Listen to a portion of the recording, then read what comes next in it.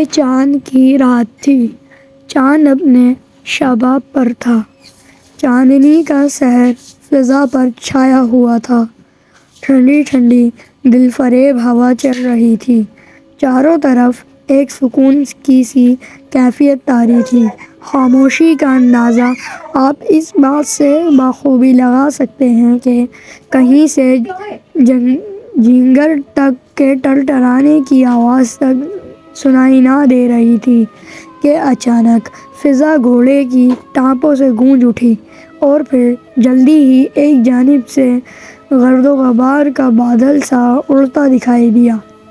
گھوڑے کی ٹانپوں نے اس پرسکون ماحول میں ایک ارتعاش سا پیدا کر دیا تھا اور اس قسم کے ماحول میں ٹانپوں کی آواز بہت پراسرار لگ رہی تھی۔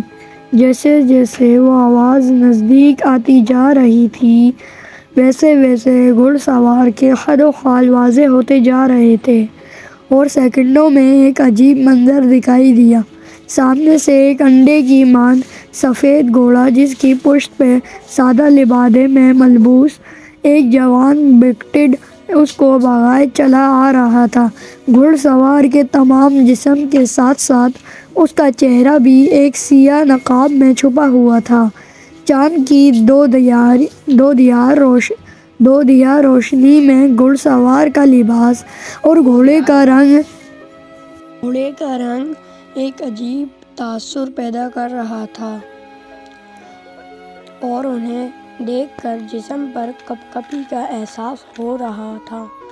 چاروں جانب پھیلے ہوئے بیابان میں جاں بحا جنگلی جھاڑیاں اور جھاڑ جنگال پھیلا ہوا تھا۔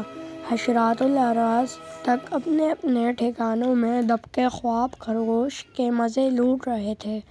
گھڑ سوار اس اجنبی ماحول سے بے خبر اپنے دھیان میں بس گھوڑے کو بھگائے چلا جا رہا تھا۔ اسے اس بات کی قطعی پرواہ نہ تھی کہ آسمان پر چمکنے والے ننھے ننھے ستارے حیرت بھری نظروں سے اسے اور اس کے گھوڑے کو زمین پر دوڑتے دیکھ رہے تھے۔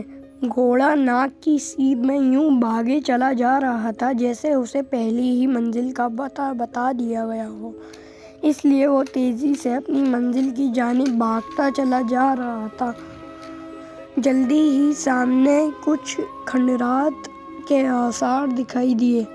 گھوڑے نے بھاگتے بھاگتے تھوڑا سا اپنا رخ موڑا اور اب وہ ان مدھم نظر آنے والے کھنڈرات کی جانب بھاگتا چلا جا رہا تھا۔